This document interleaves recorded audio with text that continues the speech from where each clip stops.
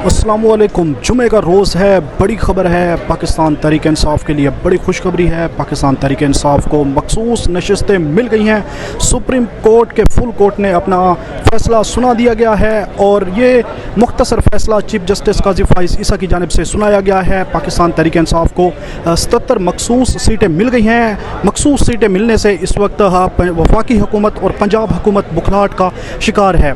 इससे पाकिस्तान तहरीक इंसाफ को बड़ी तक़वियत मिली है। इससे पाकिस्तान तहरीक इंसाफ की वफाक में और पंजाब में भी हुकूमत बनने के बड़े चांसेस हैं। अगर पाकिस्तान तहरीक इंसाफ को जो मैंडेट इस वक्त मुख्तलिफ ट्रिब्यूनल्स में केसेस चल रहे हैं, अगर वो भी मिल जाती हैं सीटें वापस, तो पाकिस्तान तहरीक इंसाफ की वफाक में हुकूमत बन सकती है और पंजाब में भी हुकूमत बन सकती है। हुकूमत बुखलाहट का शिकार है।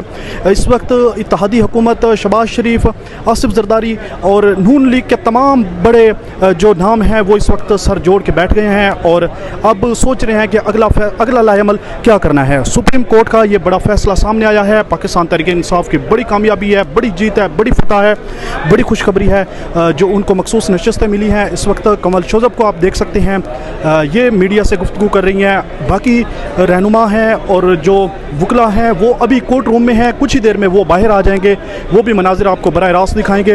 इलेक्शन कमीशन ने पाकिस्तान तहरीक इंसाफ को मखसूस सीटें नहीं दी थी। पाकिस्तान तहरीक इंसाफ की जानिब से पेशावर हाई कोर्ट में चैलेंज किया था।